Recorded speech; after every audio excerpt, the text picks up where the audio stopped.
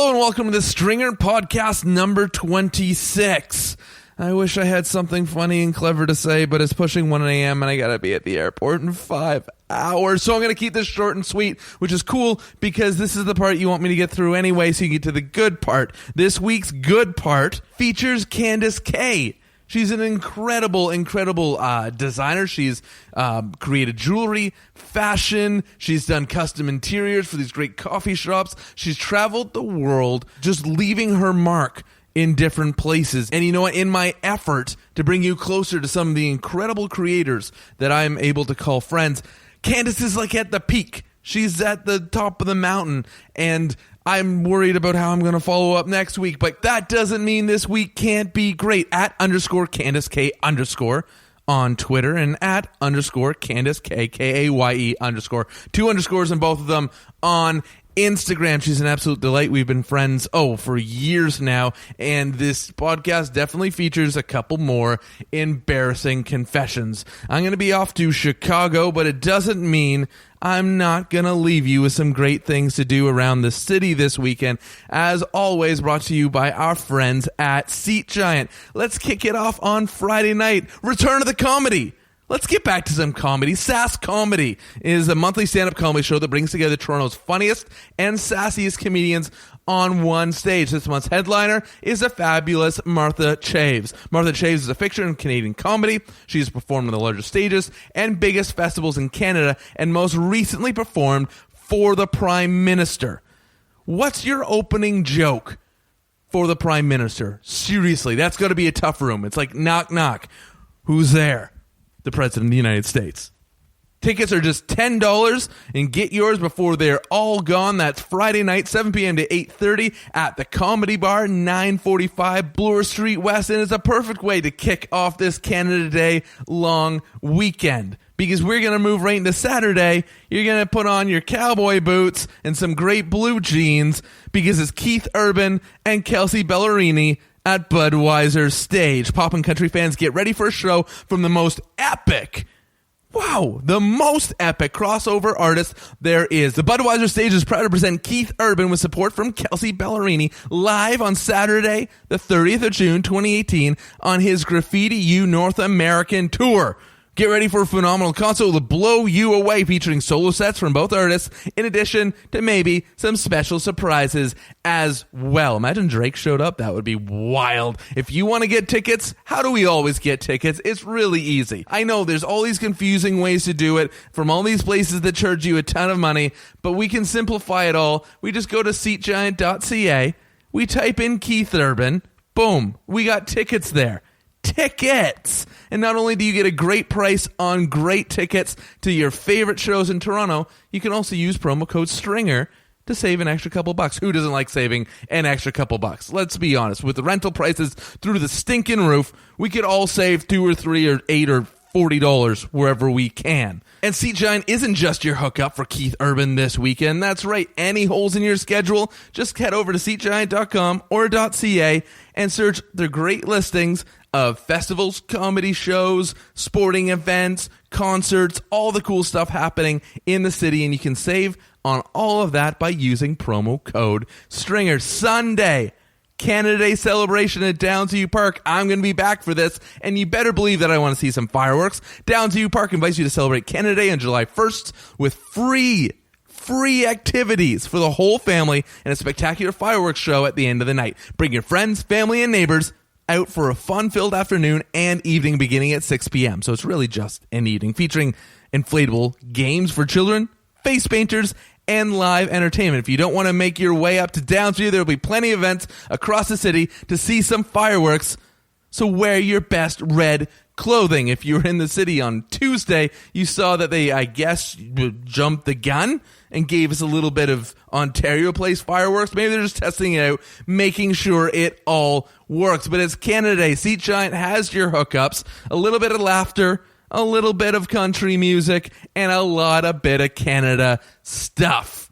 Please remember that if you have an event coming up, anything you want promoted, hit us up on Twitter at Stringer Podcast, or email us podcast at the Stringers. That's Stringers with a Z if you're south of the border.com, and the lovely Dylan will make sure we pump it. And if you don't like our ideas, that's cool. I understand. Many people don't like my ideas. You can just visit seatgiant.ca and use promo code STRINGER to save a few bucks on all of Toronto's events, whether we feature it on the podcast or not. How did I do? Did I get through it fast enough for you? Ugh, I still got to edit this and get it out to you and make it to the airport and pack my bag and hopefully have a shower. Candice Kaye is on the other side of the saxophone. That's right, _Candice Kaye _ on Twitter and Instagram. She's incredible. You're going to love her. Everyone who meets her does. Cue the sax.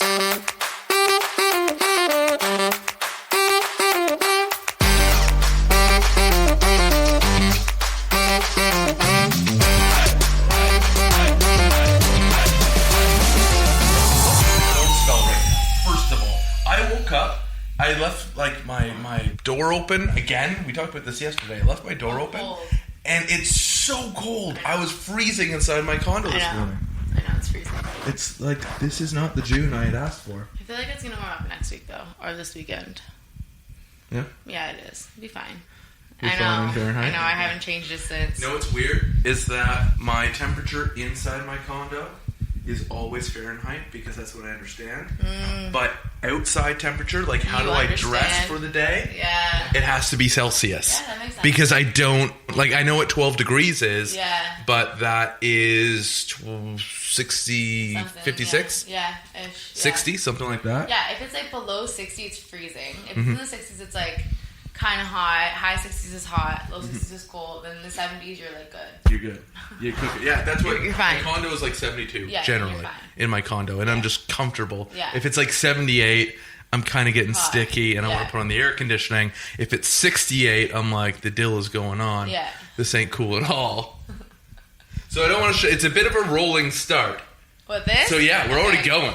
We are. Yeah, we got all of this. Tricky. Just the idea is to get the, we like to get the conversation going. Okay. Instead of being really formal and being like, thank you for coming to the podcast. Do I need this here? Like to welcome. Where do you want to hold it? You can hold it here. Is it like preferred? I guess it all depends who you grew up idolizing as a singer. Because if it was Madonna, it would kind of be like this. Because she always had it on the face. If it's like...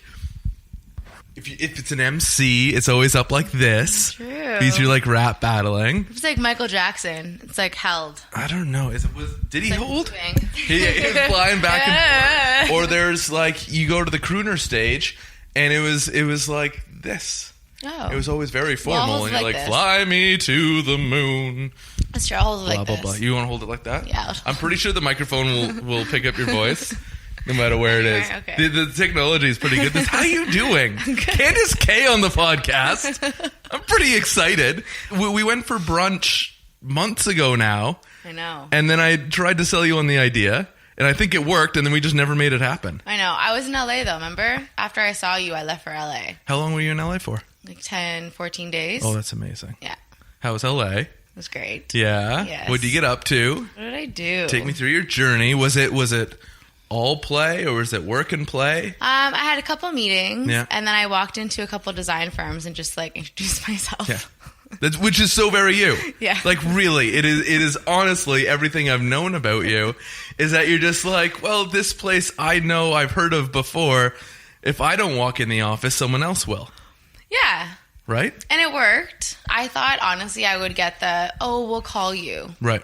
But they we'll have our time, people call your people. That's what I thought I was gonna get. Yeah. One of them I actually brought. So apparently in Toronto, when you go to a design meeting, the custom is to bring like treats. Okay, so what's your go-to treat? Like, are you a pastry? Or are you a cake? Cannolis. Or are you a cookie? Oh, cannolis. I'll go to like a bakery and get like cheesecake and like donut, little like nice fancy donut. So I did that to one of these places, and they were like, because you brought treats, I'll give you the email. Right. So it worked. I don't think he would have given me an email if I didn't bring him treats. You traded him. I was like, system. that is true bribery. Yeah, and that I'm is like, straight up bribery. And it worked. What you have to do is up your game next time, and you kind of withhold it a little bit, and you tell him, you're like, what's your email? Yeah. And you just kind of wave it in front of his nose, and you just wait for him to kind of bite on it.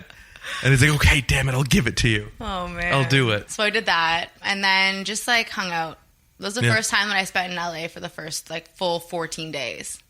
Like Malibu, Venice. I've never been up to Malibu.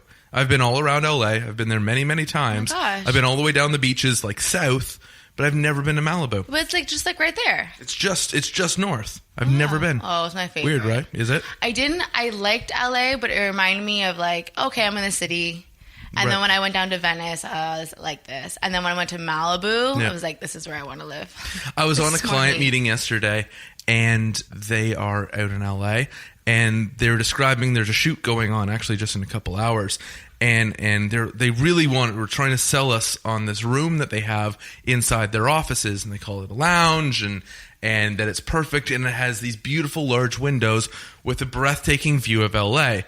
And I wanted to call bullshit, because if you've ever been to LA, there's no breathtaking view of downtown. No. Like, it is not a beautiful looking city. No. Right? It has beaches and it has mountains and it has all this cool stuff, but the city is just kind of like, blah. The Soho House view is beautiful.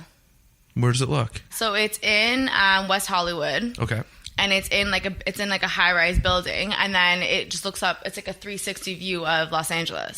So like that was pretty. But you're right. Like when you look at New York, you're like, okay, this is beautiful. First of all, New York is very, like if you go to Lower Manhattan and then Midtown, it's very compact. Like as soon as you look at it from a distance, it's very compact. And so you get to see this really neat stand of buildings. And then you have iconic buildings like the Chrysler Building, Empire State Building, even in downtown Toronto. You know, you have the CN Tower. You have First Canadian Place. Both very well-known buildings. Chicago as well. Incredible buildings in Chicago. LA is just, and it's kind of sprawled a little bit. LA is so gigantic. Whenever I'm heading in on the freeway, like from the airport, whenever I hit like the downtown area, I'm always like, well, and then you're stuck in traffic anyway. So all you're looking is the traffic was insane. When people talk about LA traffic, it is no stinking joke. It's not that it's like one highway either. Like I felt like it's like you're constantly, it's like on every single road, but any road that you turn on, like a side street to like, there's traffic. There's tons of traffic. I had to commute. I was going, last time I was there, so I was there in February. Right after NBA All-Star. And we have a mutual friend, Kat. And we had gone out. We had met up. She was out there for All-Star. And then I had to drop her off in Santa Monica. And then I had to drive into town for a meeting, into downtown. And then like through crummy traffic. And then as I was leaving, I left their offices at 4:30 to drive back to Santa Monica, which is where everyone's heading. That's the direction like the whole world is heading, it seems. And I just sat, and poor Kat like had to set up shop in some little spot and just wait because there's nothing we could do. I couldn't move. She couldn't move. She's like, I'm just going to walk for a bit. And I think she walked all the way down through Venice Beach, the south end of Venice Beach. But I felt so bad because the traffic is so terrible. And there's nothing there's no other way. No, there's no. It's one freeway in, one freeway out. And I found that people like kind of, so you sit, like you stay in your area. Like you're in Silver Lake, you stay in Silver Lake. If you're like our friend Rachel now moved to Venice, and she's like, I don't know if I'll be uptown if I ever need to. The Fox offices are just around there. Or so I think. I mean, I'm pretty sure that's where it was. It's like in the area somewhere. Like the Fox lot. Oh, did she take you on the Fox lot? We didn't end up going. She was so busy. That's understandable. So next time. I saw it. Like I drove her to work, and then I saw the old, like the fake New York. Which is incredible. And she just kind of walks out like it's nothing. I mean, I'm not in TV, nor do I know, like, it's not my realm. So for me, I'm eyes wide. Like, you work here? This is so cool. We all have mutual, I think you may have met her, Julie Stewart-Banks. I haven't met her. But you know she is. Rachel has mentioned her. So Rachel knows her. Yeah. And she was in LA. She was actually the first person I knew that went to Fox. And Rachel and her roomed for a while. They did? I think when Rachel first moved out, she stayed. The beach town? Yes. Yeah. And great little spot too. Julie was like one block off the beach. It was incredible. So beautiful. But she took me on the tour of the Fox lot, and it hadn't yet sunk in for her. You could see it on her face that she was still like pretty proud to show it off. It was pretty. It's a pretty big. You're walking in downtown New York, downtown LA. I know. It's wild. I know. It's amazing. I'm just like, what kind of life is this? How come I'm not living it? Happy 3rd anniversary. Thank you. That was a month ago? A month ago. Something like that. I know. Candice Kaye Designs turns 3. Pretty crazy, right? I know. Something I've always really admired about you. Two things I've really admired about you. First one is your sense of individuality. Mm-hmm. And I've known from like when we first met. Do you remember the first time we did anything? We had this foggy period because we had friends. We had mutual friends. Mm-hmm. But I don't think we had done anything until we went to a Raptors game one time. Oh, yeah. Do you remember that? Yeah. And they were playing, I believe they were playing Boston in a preseason game in December because it was that weird half season because of the lockout that happened. Yes, and I remember I was wearing a coat, so it was cold. It was this was like, what, 8 years of friendship since then? Tons. Yeah. Many years of friendship. Yeah. But what I remember what we did with the popcorn? Yeah. Where you had like the most brilliant idea to like stick it between my outside leg and your outside leg so no one had to hold it, but we could both easily pick out of a bucket of popcorn. Candice, your ability to innovate and be so totally you was like the first thing I ever knew about you. Oh my gosh. And it is carried all the way through. And the other thing I love about you, because I think I relate to in a way, is that you always seem to have a plan, but you're never afraid to change your plan. You're never afraid to kind of see something new and grab onto something new and be like, oh, this could be really neat, and go down that road. Right. So if we were to go back, we're going to go back to blogging. Oh my gosh. And the first one, was Eye Candy your first? How long do we have in this podcast? This is like a long story. We're going to go back. Oh, man. Well, I just like the evolution. Okay. I love the evolution. Okay, we'll do short form. So was Eye Candy the first blog? No.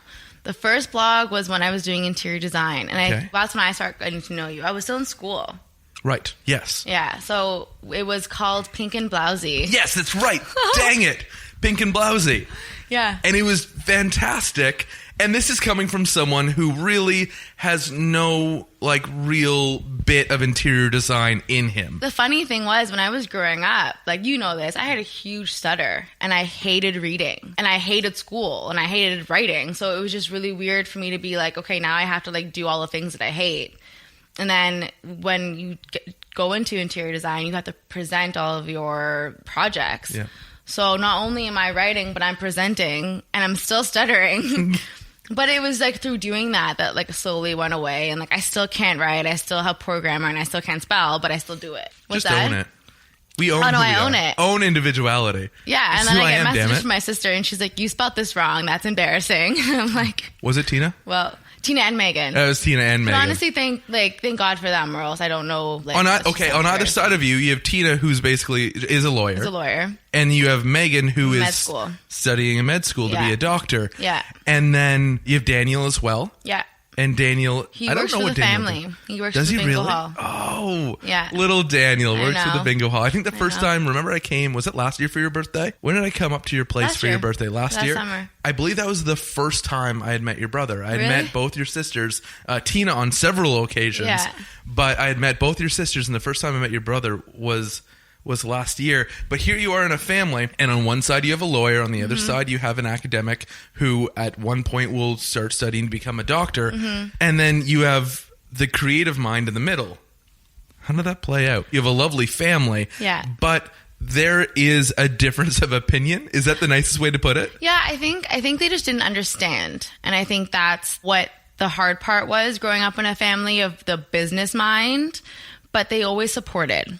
So that's why I feel like it worked in my favor, because I almost had to like prove them wrong, but then prove myself right. Yep.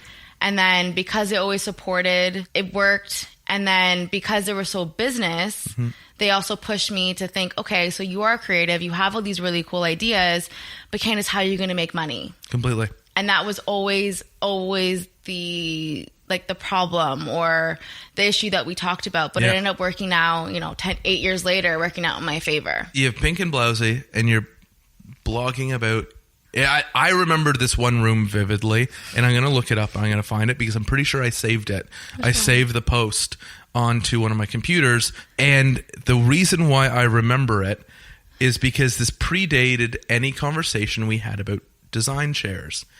And yet it was a room, and I believe, going by memory, the walls didn't have a lot of color. I think there was a really gorgeous wainscoting across the top, and there was a really bold and beautiful chair sitting right in the middle. And it was the centerpiece. Right. It anchored the room. It wasn't an accent wall. Right. It wasn't a mantelpiece. Right. It was a piece of furniture that really anchored the whole room.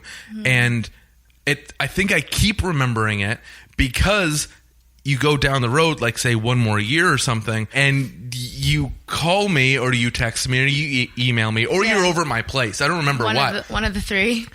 And you had this idea of custom design furniture, but not like custom design furniture. Like I need like an L-shaped couch that is a specific length. Yeah. We're talking about art pieces that are meant to weight the room. Right. And you build a room around a thing instead of building a room around a wall or whatever. So that is still happening. But the reason why I bring that up in your whole dream there is I almost feel like you went to New York to kind of chase that dream a little bit. Well, it's funny because and I don't talk about this dream a lot because it's amazing. Not perfected yet. So it's no. It's incredible though. It's like my favorite thing about but you. But it's weird because it's this huge dream that I've always had, and that's just kind of out there. And then everything else that I've done along the way, to some might think crazy, like you pick up and you move to New York and you leave interior design program and there's like this whole journey. I know, I feel like we're like leaping, but it's always been there and that's been my drive. So these leaps that I took were almost necessary because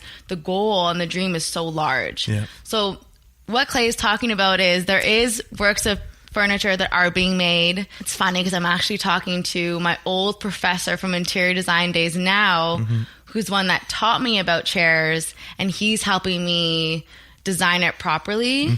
And they're going to get made in Italy. So beautiful. That's happening in the next year, but I can't like talk like specifics yet because it's still being worked out. Things have to be worked out still. But what is so intriguing about it, and I think what an amazing lesson is for anyone else, is that you have a big goal, but then to achieve a big goal, you have to break it into smaller goals and steps along the way. So we start with this incredible interior design blog. Is it fair to call it interior? Because it was half about you half about things you liked. Yeah, you know what it was? I had met someone and he was doing this blog and he was in university and he was selling these t-shirts, and I was like, what is this blogging world? Because again, I was brought up in a very business family. None of us were creative. And something clicked and it was like, okay, I'm going to build a business and I'm going to build a story around my life to promote this business, and I'm going to connect people to the world of textile in the way that has never been done before. And so that was always a plan, but I knew, like you said, the biggest lesson for me was breaking that down into steps. Okay, that's a big goal, but then how do I get there? What are the steps I need to take? And that's where the journey started. And that's where the road of trial started. And so you head to New York because you want to learn textiles. Well, I made this piece of furniture. Yep. And that's when the textile started. And I made it and it's ugly. And I was like, what? I can't sell this. There's something that needs to happen. And then I was like, oh my goodness, I'm going to design my own fabric. Yep. How do I design my own fabric? It's a great question. Yeah. I still don't know how. Yeah. And so, and it was also serendipity around the same time. Like I would sit and I would read design books. And for anyone else that wants to like figure out what it is that they want to do, the way that I did it was like, I just sat and I just read and I looked at pictures, and whatever made me excited was what I leaned towards. So like you said at the very beginning, yes, I had this big dream, but I was very open as to how I got there. It wasn't a straight thing. So I found out about the world of textile design, and then I applied to the FIT program, textile design program in New York City. New York was always a dream of mine. I somehow got in. And then before you know it, you're in Greenwich Village. And before you knew it, I was moving to Greenwich Village, yeah. So something you need to know about Candice, and something we bonded over, will embarrassingly say this, but was the story of 4 women and their friendship in New York, known commonly as Sex and the City. I'll admit to that. Did we not? Come on, Candice, help me out here. If I can admit to it, we bonded over that early on. I think I remember like one night us going out for drinks and then going back to my place and putting it on. Oh, for sure. Putting it on DVD. We did. And we just sat there and we watched one of the movies, whatever it was. So here you are in Greenwich Village, not a handful of blocks away from Carrie Bradshaw's house. Right. The exterior in which they shot the character Carrie Bradshaw's house. Right. Which you talk about serendipity, and you talk about the way just things kind of unfurl naturally, right? And I would imagine it's a whole whack of steps, because when we move into an area, we look at two things: what we can afford, and also where our inclinations are, right? What kind of neighborhood I live, the neighborhood I live in, it has cobblestone streets, a lot of brick and beam buildings, because I'm always naturally inclined into a neighborhood like that. So it actually kind of makes sense you wound up where you wound up in the city in Lower Manhattan. Right. But that then kickstarts a whole new journey for you, not just down the textile road, but it opens doors as to the people you were meeting and some of the friends you made. Yeah, I mean, it's weird because the way that I even found my house, I was going to live in Upper East Side, and the girls that I met on Craigslist dropped out on me. And it was July. I had to move in on August 18th. I didn't have a place. And a friend of a friend was like, I know someone. She's going to be a great roommate. You guys need to meet. And I FaceTimed Sarah, and she's like, okay, you need 4 months, or was it 6 months or 3 months? I don't know, a certain amount of money up front because we're Canadian. Yeah. So I'm wiring a check to this girl, Sarah, that I had no idea who she was. I FaceTimed with her once. She seemed sweet. But it was the most amazing location, like you said, and like we got along really well. And yeah, New York was amazing. I knew it was going to be amazing, though. It was always somewhere that I knew I had to go, and it was a step that I needed to take.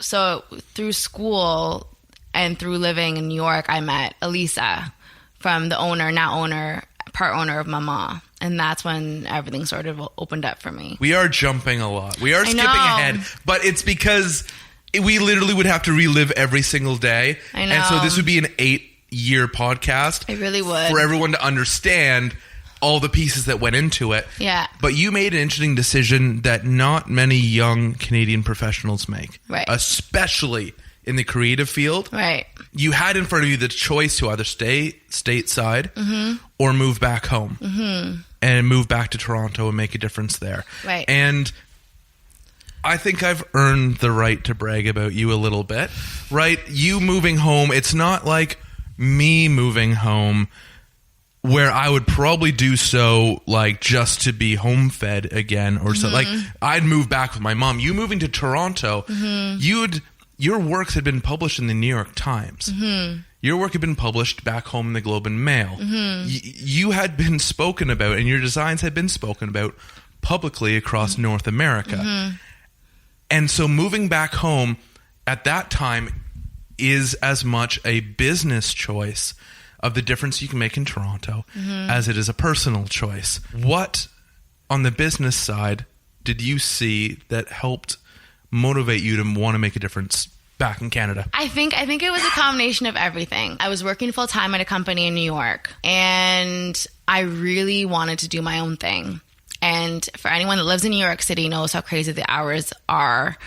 And it was just sort of like, okay, either I continue to live this beautiful New York life that I worked so hard to be a part of and work these crazy hours and go home and do my own thing on the side, or I really take myself seriously as a business, as in a company, and I make a jump. And as a Canadian, to live in the States, you need a visa. So if I wanted to live in the States without working at this job that supported me on a TN, I would have to go in then on an O1 or whatever it is that I'd have to go on it. And it was like, just didn't make sense. And I operate every decision that I make based on feeling. And I always choose my gut over my mind. And my gut was telling me I had to go home. My heart was telling me to stay in New York. My mind was just confused. Truly. It was somewhere in the middle and somewhere in both places. So confused. All at once. So to come home was to start my own business. Whether that meant having work in Toronto, I didn't know. Whether that meant having New York work back in New York, I didn't know that either. But because your gut's always right, the minute that I moved home was the minute that Toronto opened up to me. That wasn't planned. That wasn't oh, I'm going to bring my work to Toronto. Like, you could have played the story differently. Yeah. It was totally planned. Yeah. I 100% knew it was going to happen. Yeah. All along. I think that's just just to show that your gut and knows what it needs. And I really do believe that whatever you want to believe in, the higher power of the universe, whatever it is, wants to guide you. But it's you listening to those signs and you listening to your body and you listening to yourself. And I was heartbroken to come home. Like, and everyone, all my close friends, that. Like, it wasn't an easy choice for me. I love New York, but it was necessary to start my own business and to also be in an atmosphere where I wasn't worried about paying this absurd rent, working at this full-time job. I had the space, and as a creative, I had this space to create. I had the time. And I think that was the biggest thing that I needed. I needed the time to sit with myself and go, okay, now what do you want? You want a business? You want a career? You want a full-time job? You want New York? What do you want? Yeah. And I gave myself that time. And I think because I did, it really helped. We glossed over Maman too quickly. I get to look at it in hindsight and be like, yeah, that was 100% up your alley. But it seems like it was a bit of a diversion from the original plan as to why you went to New York. Yeah. Right? But it perfectly highlights that ability to adapt on the fly and accept an opportunity when it presents itself. So what Maman sounds like a French word to anyone listening. Yeah. Describe what that opportunity was for you. Okay. So Elisa was a friend from high school, and she had moved to New York with her boyfriend. And she knew what I wanted to do with textile. But at the time, I was like, again, this furniture thing still being in, the goal. I would be like, I want to transform in the world of textile design. I want to bring life to the textile. I want the average person to walk into a restaurant or wherever it is that you are and appreciate the wallpaper the same way that you would appreciate a beautiful handbag. That connection, I feel, hasn't been done to the general public. So that's the conversations that we would have. So then near the end of my school year at FIT, she was like, I'm opening in a cafe. I want you to do 4 prints for me. This is the concept. Okay, so that's what we did. And we didn't know how that cafe would take off in New York. And I also believe in timing. And it was just, she opened Maman right when the Instagram craze was at its highest. And all of the fashion week in New York is huge. All the huge fashion bloggers were coming to Maman. That time when taking a picture of like a hand holding a cup on the back of a brick wall was big. Completely. Those were only Maman cups. So everyone would come to this cafe for the decor. And obviously this plays credit to Elisa. She's brilliant. Visionary, businesswoman, brander, whatever you want to call her. She was like, okay, I'm going to put all these prints on everything. So that opened up the idea of custom. So she put wallpaper, she did fabric, she did anything. Her boxes have the prints on them. So now they're opening multiple locations. I think they're on location number 8 now. Anytime that you walk into a Maman cafe, it's a Maman. You feel it. The design speaks for the brand. And I don't think anything has really been done to that extent other than the Beverly Hills Hotel in LA. And that was always my vision, which is weird. So it was just like, that's Maman. I've been fortunate enough for the last, 5 years of my life to be able to visit New York. I didn't live there, but visit there half a dozen times a year for work.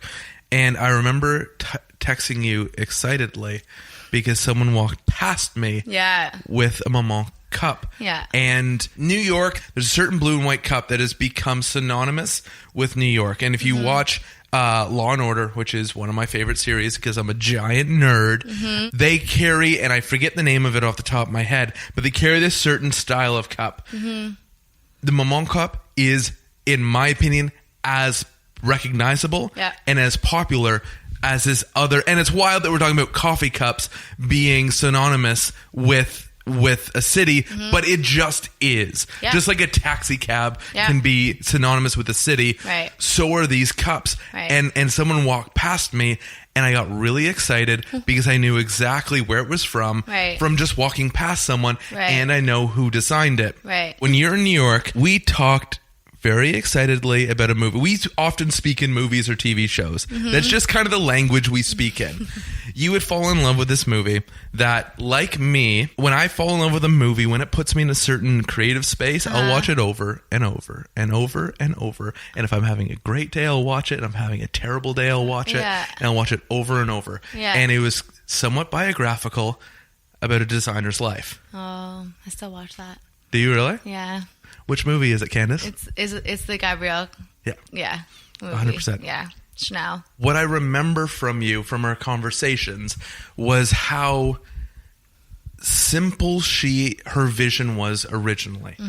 How basic it was. How she had clearly defined her goal, and she then imprinted her name on the world in one way. And as soon as you do one thing, you can imprint your name and yourself on the world in so many others. But it started, and even just through the duration of the movie, I think it has a scene at the end when she's like way up and popular and amazing. But the majority of the movie surrounds her making a hat or a line of hats. And I find it so perfect that you love that movie, because I like to associate parts of that movie with your life and how you walk into things with a very clear vision, not realizing that a cup or a pattern or a textile can really shape a group of people, right, and shape a city and help influence the culture of a city. And then before you know it, you're able to venture into other things. Right. So you come back to Toronto, you start your business, Candice Kaye Designs, and you started doing what at first?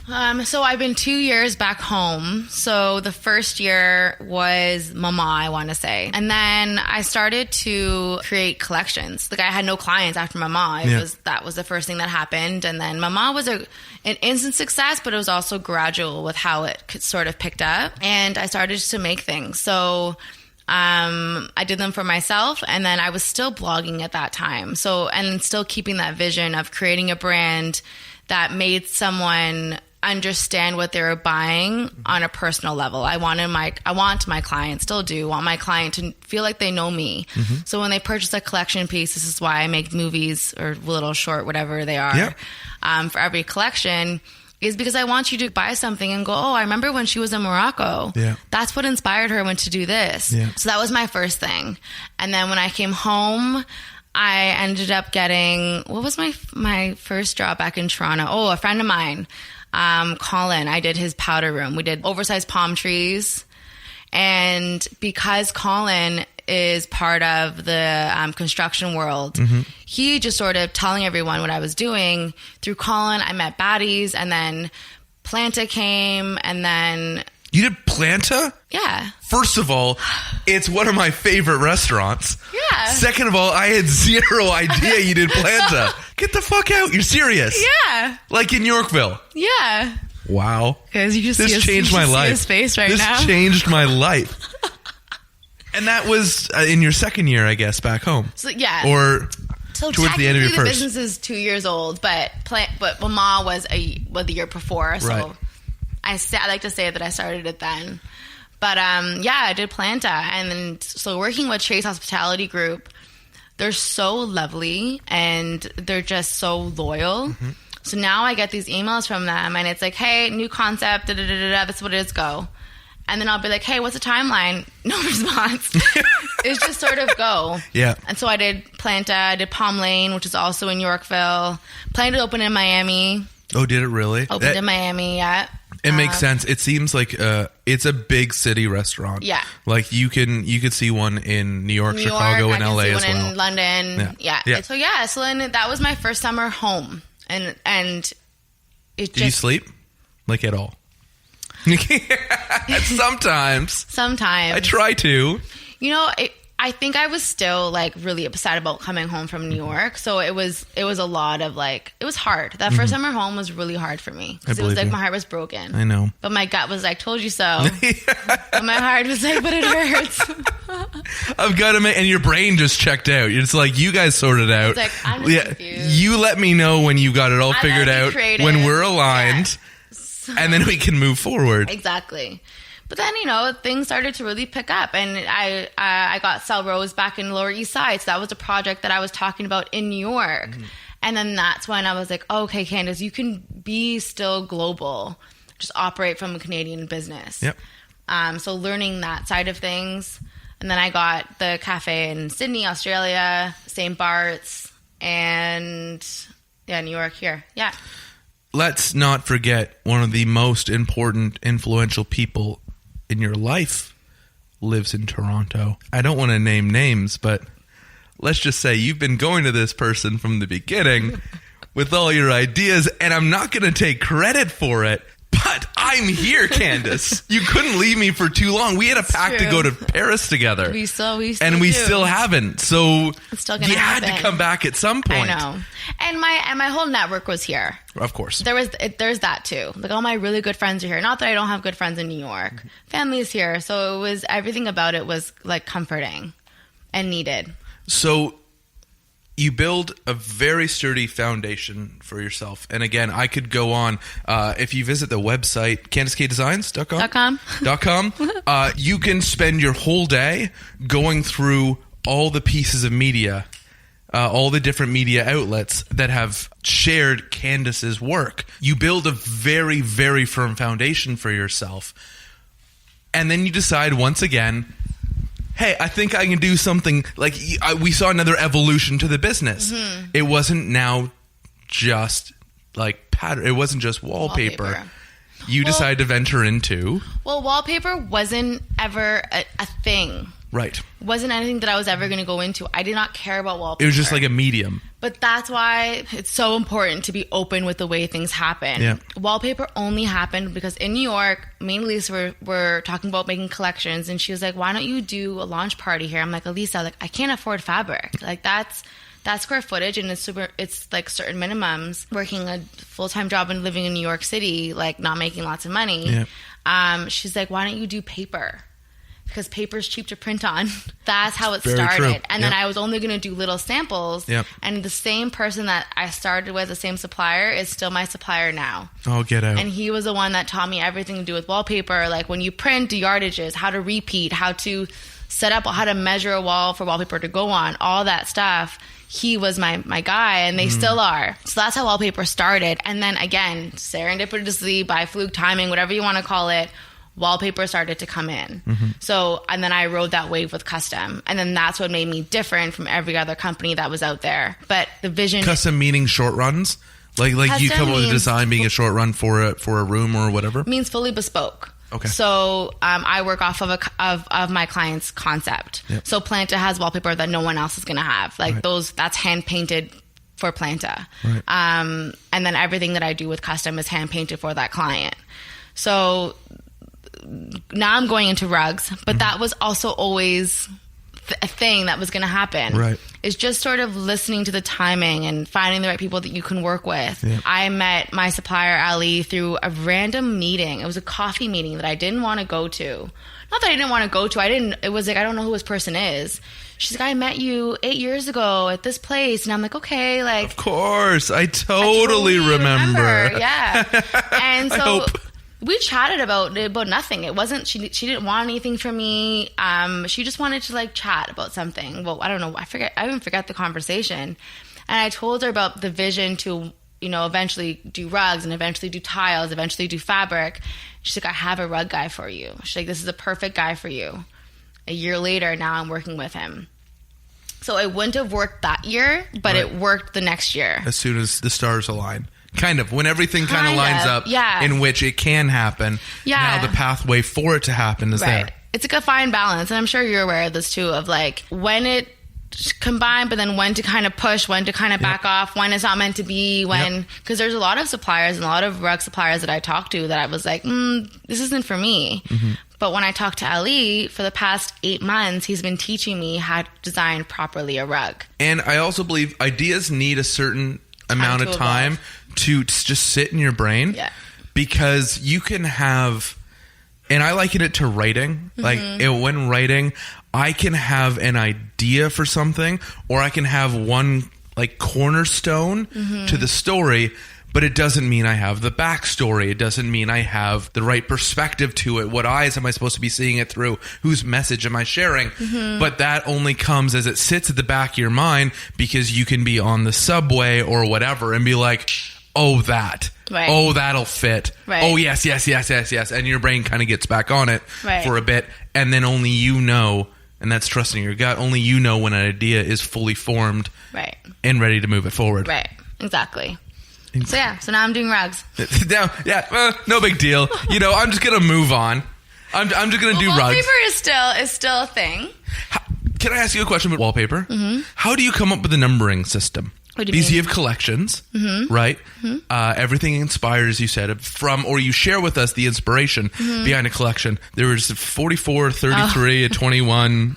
Like, You know this answer. I actually don't know the answer. Really? Honest to goodness. 33 Okay. I could kind of guess, only Okay. because we've shared the love of that number for a while. Okay. But how do you pick the numbers? Well, since the beginning, when I figured out about textile, I would see these like numbers everywhere. And like, that's why I also believe in like signs and listen, just being aware of your surroundings. So 54, 15, 12, 11, 22, 55, 33, 44. Those are all lucky numbers. Oh. Yeah, and it's so bizarre, and it's like super eerie, and anyone I tell like look at me like I'm crazy. But I mean, whatever. Luck is what we Whatever. make it, is what I say. Honestly, luck is what we make it, in the sense that Exactly. In the sense that Yeah. if I have a whatever close to me Yeah. that makes me feel ready to tackle a challenge Right. or the day or Right. whatever it is, Right. every time I see that blue square anywhere, Yeah. I'm gonna have that feeling, and I'm gonna be able to battle the next challenge. Exactly. And I felt like because those numbers really guided me, what better way to start my company with how it really started in the first place, which Yep. is kind of listening to the signs and listening to yourself. So it was just like this. And again, the collections were made for myself. When I made them, I did not think that anyone was going to buy them. And now the first print that I ever did, it was a 6-page spread in Milieu magazine. I just sent it off to South Carolina. This woman's doing her dining room. It's going to be aired in Property Brothers come November. It's crazy. Like, Yeah. Everything is for a reason. Yeah. Unless you just got to do it and wait to see what the reason was to why you did it in Completely. the first place. And that, again, in at least the way I internalize that, is trusting your gut.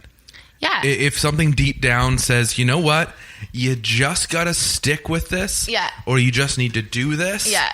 then you need to roll with it. I was lucky enough to be part of a small crowd last night for the Audio Innovation Series, the second part, and they had co-founder of Netflix, Mark Rudolph, there, who spoke to the crowd for about an hour. And when he looks back to, I think it was 1998 that Netflix was founded, everyone was telling them at the time, believe it or not, this is never, because Netflix was originally a mail order DVD program where you kind of put in your order and they mail you a DVD. He said, everyone was telling us that this is never going to work because streaming was right around the corner. Right. And they weren't wrong that streaming was coming. Right. He said it forced them to, like you said, your family helped you think of the business side of Right, things, right. and making sure there is a return on the investment in there. It forced them to then plan for the future, right? But little did anyone know that they still had a long run as a DVD company before streaming was even possible for anybody. Right. But then they were already ready and they were already prepared. Right. And as the technology became available, as it became a thing, they had already been thinking about it for long enough on how to line it all up. And he jokes, and we all kind of chuckle nervously, or with envy, I think. He's like, Netflix is a funny thing because he's no longer with the company. He says he'll withdraw a couple shares, because he wants to start a new venture or top up his bank account. He's like, it's the ever refilling bucket. He said, because I just pull out a little bit of money and then it just fills back up. But we know what Netflix has become. And that was, for me, really encouraging. But at the same time, it shows that sometimes when you have a voice that says, no, this is good, that you just have to stick with it. And he said he measures a person's ability to be a good business person and be valuable in a business, not by having a good idea, because all of us have good ideas all the time. Doesn't mean we do anything about it. Not because of our failures, because all of us should fail in order to find the good idea. It's not how smart we are. It's how willing are we to stick with something? How much fortitude do we have on the inside to roll with an idea despite what others say, but to stick with our conviction? And that, again, is something that I will happily and freely attach that to you every day of the week, because I feel like you're someone truly in her soul that finds an idea and knows it's right. And it seems like none of us can talk you out of it. No, and everyone told me that it was stupid. Everyone told me that everything I was doing was stupid. Like, what do you mean you're going to design wallpaper? That's what I would get. Or my mom put up wallpaper in the early 90s. No one wants wallpaper that's what now. Everyone told me. It's paint and hardwood, honey. What do you mean you're going to do collections? That's a waste of your time. Don't do collections. You're stressing out for this launch date. You're stressing out, like you're stressing yourself out. And those are things that I would always get. It's weird. It's like, you're wrong. I know when someone's wrong, and when they're right, I'm like, maybe you're right. But that's what it is. And I love what you said about having the work done so that when the time comes, you're ready. Yeah. And I feel like a lot of people become instant success. And if you do, just become instant success. You can't handle it. You can't sustain it. Yeah, you're not ready for it. No, and I always said to all my mentors that I want this to be gradual. I do not want something that kind of spikes. I think that's a very lovely idea. I think that's like everyone's dream. But like you said, any book that you read, especially like Shoe Dog or Gabrielle Chanel's documentary, the height of their success is always at the end of the movie, and it's for the shortest amount of time. And like what Phil Knight said in his book, have you read it? No, I haven't. Oh my goodness. Have you read it? Oh my goodness, it's so good. We're going to deliver copies to the office. It's so good. He pretty much at the end of the book says, like, there was a point where me and my wife wore sunglasses inside because we could. You know, that's what he says. And he's like, we had... Fuck you. Seriously. We had, you know, when the company went public, he's like, I was looking out the window and I had, I don't know, whatever billion in his bank account, million. I don't know what the number was, but he says it. And he says, but then that's just the end of it. And then you kind of look back on all the pages and the chapters that you read, and you're like, but that was the fun part. That was the part. He's like, I was in debt for the majority of my life, he says. But he talks about all the lawsuits and all the debt that he had to go through. That's the fun. Yes, the end, of course. Like, everyone wants to... That's what we're working towards. Yeah, like, everyone wants to enjoy the money that they earn, and it's great. It's a great story. Obviously, I do too. And everyone also has an ego, some sort of ego that wants to be fulfilled, and there's a little bit of that in there. Completely. But I don't know. I want it to be gradual, and I want to get to a point where it's time for me to be something, become what I'm supposed to become on this planet. And I'm ready. I have all this stuff to show you. I don't just have wallpaper. I have this and I have this, and I can do this for you. And cool. I have ideas. And I always say that, you know, people can steal so much from you. They can steal your designs. They can steal my work. They can steal my look, whatever. What they can never do is steal my ability to create new ideas. Yeah. And as long as you can just keep churning out a new idea and a new idea and a new idea, you will find your spot in this world, and you will receive the recognition that's due. It's not about what you just described kind of is perfectly summed up in the cliche phrase. It's not about the destination, it's about the journey. The fun thing about you, and we haven't touched on any of this, in your life, in your, I'm going to say short life, you're younger than I am. You're very young. This hasn't been your only career. Right? It's not like you were, it's not like we had like 6-year-old Candice painting her first flower and then creating designs. You have been all over you've done all sorts of things to the height of anyone's ability. So for the fun of it, what are some of the other things you've done? I grew up dancing. That's what I wanted to do. But then when I got to university, it was like either you become a professional dancer, you go to LA and you do the commercial route, or you do the Raptors DancePak. Subtle. I don't know why you laugh at it. Like, let's be honest. It was honestly the best 3 years of my life. It's 40-odd nights a year in front of 20-odd thousand people. So fun. Right? So I met you through that. You met a couple of... I don't think you knew Amber Lee or I didn't know any of them. Or Kat before then. No. Crazy. So Wild, right? Yeah, that's wild. And that's before I even knew what textile or interior design or anything was. So I was like taking sociology at Ryerson, dancing for the MBA. And then I went to interior design, owned my own little business, worked at a custom kitchen company. I left that.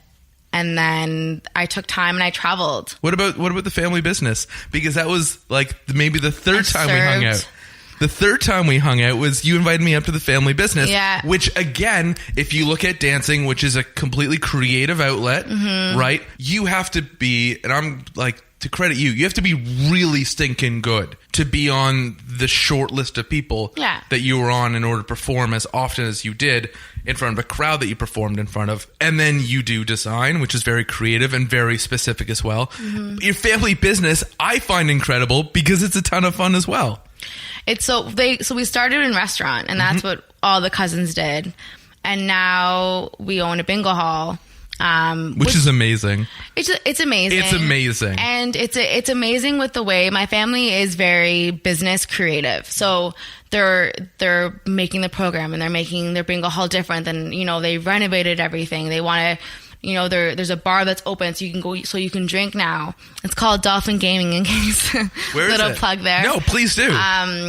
Warden and Eglinton. So they're we're gonna have to plan like a company outing. It is actually a lot of fun. I'm not just saying that. Yeah. My family's also a lot of fun. You've seen what my family is like. So Meanie Irene is a doll. Oh man, she's the best. Candice's mom is named Irene. She's the best. And she somehow, poor woman, got the nickname Meanie Irene. I know. Even though she's the furthest thing from mean on the planet. Yeah, no. Only from you, though. only from and I won't say it to her face because I'm scared. Even though she's sweet, I'm still scared to call her that. No, but it's being around that atmosphere, right? Like, okay, how can we make this better? What can we do to make this more interesting? Let's renovate. Let's put a bar in there. Let's have food coming. And being in that space allowed me to take everything that I've learned from them and apply that to my business. So I think that's why I get textile. It's something that everyone has seen. You've seen fabric for your whole life. You've seen wallpaper. But how can I make you look at that wallpaper differently? How can I make you look at that fabric differently? That's where the magic comes in. That's where the business side comes in. And that's where you have to just become different. Yeah. Unique. Yeah. You have to have an identity. Yeah. Right? One of my favorite things you ever sent me, it was around Christmas time, and it was you and your cousin, I think, had choreographed a dance to, was it Mariah Carey's song? I don't. Was it in your front entranceway? Was it Heartbreaker? It may have been. No, it's the reason why I remember this is only because when I was driving to work this morning, Mariah came on the radio.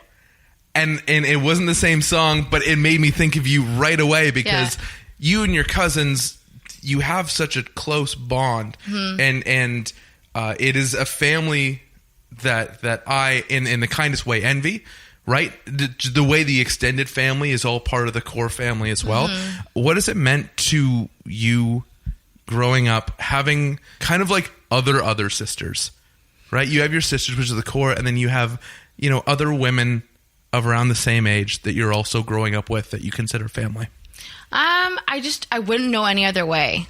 We lived next door to them. We grew up next door to them. So if you need milk in the morning, you walk next door and you ask. Into their front door. That's what it was. And I couldn't imagine life any other way. I have two moms. My dad passed when I was young. Then therefore I've inherited two more dads, my two uncles. They treat us like their kids. So I don't know. I think it's just really nice. Yeah. No matter what, they're always there and we're there for each other. I just can't imagine life any other way. Yeah. That's how it's always been. And I hope to give my family, my future family, that with their cousins. What I think is beautiful about you is that all of your influences that I've been lucky enough to come to know, I always see come out in the person that you are, right? So that's your love of family, your love of fashion, your love of current, pop culture, but in just the general sense of, what is current. You are probably the most fashionable person I know, hands down. So nice. You always have been, and it almost makes me sick. You said it was nice, but it makes me sick because you do everything so effortlessly. You just ooze awesomeness. And I love every chance we have to talk. Before we go, something fun that we've always done is we've never been afraid to dream. And ways that we've done it is like we will just be having a day and we'll talk on the phone or we'll text and be like, one day, don't worry, I'm going to have a place in LA and I'm going to have a condo in Toronto and I'm thinking of a summer home in Paris as well. And we've never been afraid. And it's not that we need things. No. It's that we're never afraid to look past the amount of work or how profitable something is or isn't in the today. It will not hinder us from pressing forward to do what, and I keep saying we, and I really mean you. It doesn't hinder you from pressing forward to attain what you know is ahead of you. So as we make plans for 2028, it'll be early to mid-June in 2028. Where are we going to be and what should we be doing? 10 years from now. Because I'm going to put it in my calendar. We got to keep the date. I know. 10 years from now, I'll definitely have the furniture piece that we talked about at the beginning. In your main room? So we're going to be in your main room. That will be there. Okay. I also want to put on like a bunch of shows. I want to put interior design on runway. That's something that I've been talking about for years. Forever. That is also going to be happening then. And just a really cool business and company. I want to keep pushing the boundaries. I want 3D wallpaper and I want, who knows? Like I don't want 3D wallpaper. Yeah. Like, I'm going to hit so many walls. I'm going to swear that there's something on the other side of it. Like, or I'm going to run away from the birds flying out at me.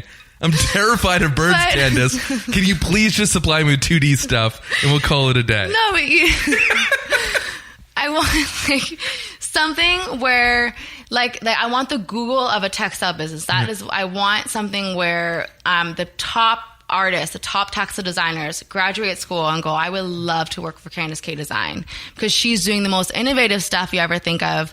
I'm actually working on right now projector screens, so moving wallpaper. So if you were to walk into like a huge lobby, that's where I envision it. You have like the projector lights at the top of the ceiling. They project down. Every 5 or 10 minutes, a bird flaps across. It's very ever so subtle. But that sort of stuff has never been done, right? And that's what excites me. It's yes, wallpaper is great. Rugs are lovely. But this is literally just my beginning. I haven't even scratched the surface. So in 10 years from now, create something that's exciting, that's different, and that people are excited about and want to be a part of. You took it so seriously, the question. Because it's like my energy. Like, what I meant, well, where are we going to be? Like, are we going to have a beach house, where I'm going to be visiting you at? Are we, what city do we want to meet up in? Is this where I have my log cabin in the Muskokas, or maybe a house in Aspen? Is that where you want to meet up in 10 years? I'm just looking, to set dinner plans. And I'm like, and take over the world. You're like, Clay, I'm going to be so busy. I'll have no time for little people like you. No. And I'm but just stream with me for a minute, do you want please? to know that I'm so happy that's where my mind went? Because so often it was like, past 2 years, when I get back to New York, I'll be happy. When I get this, I'll be happy. When I get to here, I'll be happy. And it's learning that that's all great. That's all just going to be there. Yep. Like, that's extra. Like, yes, obviously, I'm going to have my apartment in New York. Obviously, we're going to have a place in Paris. Clearly. Like, obviously, I'm Big Clay. Listen, I have a show in Milan. My private jet's coming to get you, and then we'll go. This is the conversation. Like, it's fine. That I love having. That's all going to be there. Me. But that's gonna happen. Right? But that doesn't happen unless your intentions are in the right place. One of the greatest pieces of advice I was ever given is pay attention to the pennies and the dollars will take care of themselves. Yeah. Meaning look at the details and the big stuff will just come. Candice, you give me the best smiles. You're the greatest conversation. You were like my first great conversation, I think, in my life when we met. And you never let me down. To finish off, we finish things the same way. every time, because really at the heart of this, and the reason why I started this is because I believe in order to make big change, again, you have to make small change. And I believe in even the smallest things within yourself can have very large positive impacts on your life. So I like to finish things off by reminding everyone to please, please, please be good to themselves and eat their vegetables. So as we say goodbye, from myself, from Dylan, obviously producing today, Candice, who is amazing, from Luca, who edits, everyone, please, please, please be good to yourself. That's your cue. What do I say? And eat your vegetables. And eat your vegetables.